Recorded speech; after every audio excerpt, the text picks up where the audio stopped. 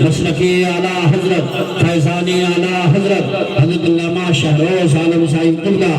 علماء اہل سنت۔ عزیزان ملت اسلامیہ، تو جب ایک مسلمان کی آزمائش ہوتی ہے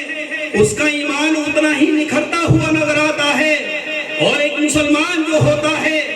اس کا ہر عمل جو ہوتا ہے اپنے نبی کی سنت کے مطابق ہوا کرتا ہے، اپنے نبی کے طریقے کے مطابق ہوا کرتا ہے۔ جو مسلمان اپنے نبی کے طریقے کو چھوڑ کر کے، اللہ اور اس کے رسول کے طریقے کو چھوڑ کر کے مغربی تہذیب سے متاثر ہو رہا ہے، مغربی تہذیب سے متاثر ہو کر کے مغربی کلچر کو اپنا رہا ہے، صحیح معنی میں اس کا ایمان کمزور ہو چکا ہے۔ اس کو اپنے ایمان کا جائزہ لینا چاہیے، اسے اپنے ایمان کا محاسبہ کرنا چاہیے، کیونکہ ایک مومن جو ہوا کرتا ہے وہ اپنے نبی کا دیوانہ ہوا کرتا ہے، اور دیوانہ وہی ہوتا ہے کہ جس سے دیوانگی ہوتی ہے اس کی ہر ادا پسند آتی ہے، جس سے محبت ہوتی ہے اس کی ہر ادا پسند آتی ہے۔ اگر تمہیں اپنے نبی سے محبت کا صحیح مصداق معلوم کرنا ہے تو صحابہ کرام کی زندگی کو دیکھ لو، صحابہ کرام کی سیرت کو دیکھ لو، صحابہ کرام کے طریقے کو دیکھ لو۔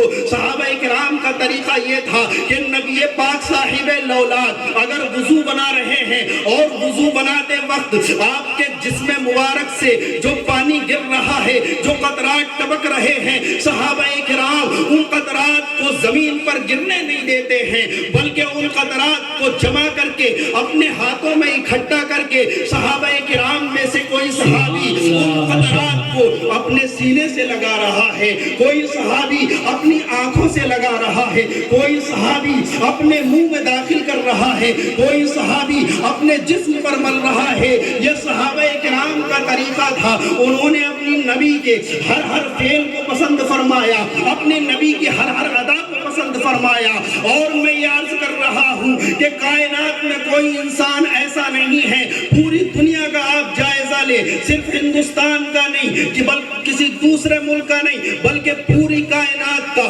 پوری دنیا کا جائزہ لے لیا جائے، آپ کو پوری دنیا کے اندر کوئی ایک انسان بھی ایسا نہیں ملے گا کہ جس انسان کی سیرت اس طریقے سے جمع کی گئی ہو جس طریقے سے میرے مصطفیٰ کریم کی سیرت کو جمع کیا گیا ہے، میرے مصطفیٰ کریم کی زندگی کو جمع کیا گیا ہے۔ صحابہ کرام کی دیوانگی دو دیکھو، اللہ کے نبی سے حدیث بیان فرماتے، جس طریقے سے اللہ کے نبی حدیث بیان فرما رہے ہیں بالکل اسی طریقے سے صحابی بھی حدیث کو بیان فرما رہے ہیں۔ اگر کسی حدیث کے بیان کے وقت اللہ کے نبی مسکرا دیے ہیں تو جو راوی روایت کرتے ہیں، جو صحابی روایت کرتے ہیں، حدیث کو بیان کرتے ہی ہیں، اللہ کے نبی کی تبسم ریزیوں کو بھی بیان سبحان اللہ، ماشاءاللہ، جو صحابی روایت کرتے ہیں۔ اگر اللہ کے نبی نے اپنی انگشت شہادت کو اٹھایا اور کسی حدیث کو بیان فرمایا تو صحابی حدیث کو بیان کرتے ہیں، اپنی انگشت شہادت کو بھی اٹھا دیتے ہیں۔ تو پتہ چلا کہ صحابہ کرام نے صرف نبی کی سیرت کو بیان نہیں کیا، نبی کے قول و فعل کو بیان نہیں کیا، بلکہ نبی کی اداؤں کو بھی بیان فرما دیا ہے۔ یہی وجہ ہے کہ آپ بخاری شریف کے اندر، مسلم شریف کے اندر، حدیثوں کی کتابوں کے اندر اللہ کے نبی کی حدیثوں کا مطالعہ کرو گے تو وہی اللہ کے نبی کی اداؤں کو بھی ذکر کر دیا گیا ہے۔ جس طریقے سے اللہ کے نبی نے حدیث بیان فرمائی ہے، صحابی نے اس کیفیت کو بھی بیان فرما دیا ہے۔ لاؤ کوئی انسان پوری دنیا کے اندر ایسا کہ جس کے قول و فعل کو اس طریقے سے بیان کیا گیا ہو جس طریقے سے محمد الرسول اللہ صلی اللہ تعالیٰ علیہ وسلم کے قول و فعل کو بیان کیا گیا ہے۔ اب ہمیں کسی دنیا دار کے طریقے کو اختیار کرنے کی ضرورت نہیں ہے، اب ہمیں کسی دنیا دار کے طریقے پر چلنے کی ضرورت نہیں ہے۔ اللہ کے نبی صلی اللہ تعالیٰ علیہ وسلم کا جو طریقہ ہے وہ بے مثل و بے مثال ہے۔ اللہ کے نبی صلی اللہ تعالیٰ علیہ وسلم کی جو سیرت ہے وہ بے مثل و بے مثال ہے۔ عزیزان ملت اسلامیہ، تفسیر جلالین کے اندر صاحب تفسیر جلالین نے ایک بڑی پیاری بات لکھی ہوتی ہے۔ اگر کسی سے محبت کی جائے تو محبت کرنے والا یا تو اس کے فضل و کمال کی وجہ سے محبت کیا کرتا ہے، یا تو اس کے حسن و جمال کی وجہ سے محبت کیا کرتا ہے، یا پھر اس کی جود و سخا کی وجہ سے محبت کیا کرتا ہے۔ یہ تین سبب ایسے ہیں کہ جس کی وجہ سے ایک محبت کرنے والا دوسرے محبت کرنے والے سے محبت کرتا ہے۔ عزیزان ملت اسلامیہ، اگر کوئی بہت حسین و جمیل ہے تو لوگ اس سے محبت کرنے لگتے ہیں۔ اگر کسی کے اندر فضل و کمال ہے، کوئی D M S T M بن گیا ہے یا کسی بڑے عہدے پر فائز ہو گیا ہے، نعرہ تکبیر، نعرہ رسالت، نعرہ غوثیت، حضرت اعلیٰ حضرت قاری صحابہ صاحب قبلہ۔ ایک مرتبہ اور درود پاک پڑھ لیں۔ اللہم صلی علی سیدنا و شفیعنا و مولانا محمد و بارک وسلم، صلاۃ و سلام علیک یا رسول اللہ صلی اللہ تعالی علیہ وسلم۔ میں یہ عرض کر رہا تھا کہ صاحب تفسیر جلالین نے تین وجہ بیان کی ہے کسی سے محبت کرنے کی۔ یا تو کسی کو فضل و کمال حاصل ہو جائے، اس سے محبت ہو جاتی ہے،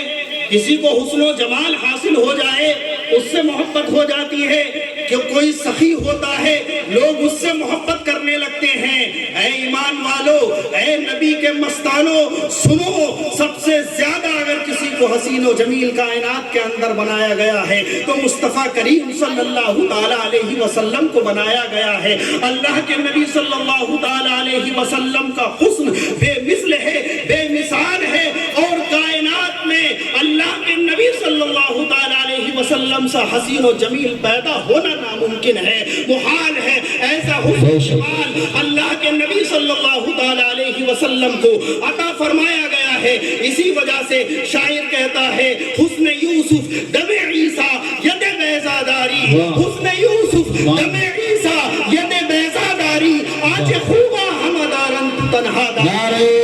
تکبیر، نعرہ رسالت، نعرہ غوثیت، مسلک اعلیٰ حضرت حضرت علامہ شاہ روز عالم صاحب قبلہ مصباحی اصلاحی معاشرہ کانفرنس بہت اچھے تقریر کر رہے ہیں۔ سبحان اللہ، سبحان اللہ۔ عزیزان ملت اسلامیہ، ہمیں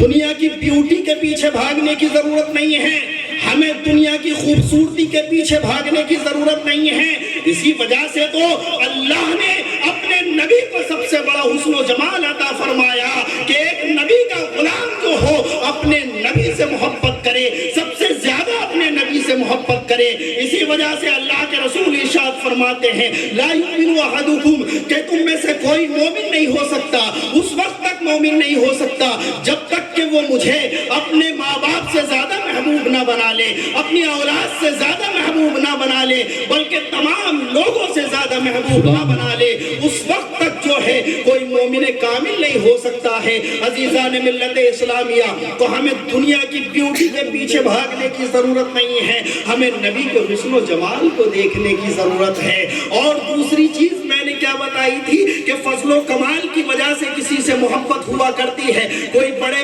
عہدے پر آ جائے تو لوگ اس سے کہتے ہیں، اس سے محبت کرنے لگتے ہیں، اس کو پسند کرنے لگتے ہیں۔ کوئی D M S T M بن جائے یا کسی صوبے کا کوئی بڑا حاکم بن جائے تو لوگ اس سے محبت کرنا شروع کر دیتے ہیں۔ کوئی انجینئر بن جائے لوگ اس سے محبت کرتے ہیں، کوئی ڈاکٹر بن جائے لوگ اس سے محبت کرتے ہیں، کوئی سائنسداں بن جائے لوگ اس سے محبت کرنے لگتے ہیں، کوئی بڑا ڈاکٹر بن گیا لوگ اس سے محبت کرنے لگے، کوئی بڑا ریاضی داں بن گیا لوگ اس سے محبت کرنے لگے۔ عزیزان ملت اسلامیہ، تو پتا چلا کہ فضل و کمال کی وجہ سے بھی لوگ محبت کرتے ہیں۔ پروردگار عالم نے اپنے نبی کو سب سے بڑا فضل و کمال عطا فرما دیا ہے۔ سب سے بڑا فضل و کمال کائنات کے اندر اگر کسی کو عطا کیا گیا ہے تو نبی کریم صلی اللہ تعالی علیہ وسلم کو عطا کیا گیا ہے۔ یہ بتلانے کے لیے کہ اے لوگوں، قیامت تک کے لوگوں سن لو کہ کائنات کے اندر اگر کوئی سب سے فضل و کمال ہو والا ہوگا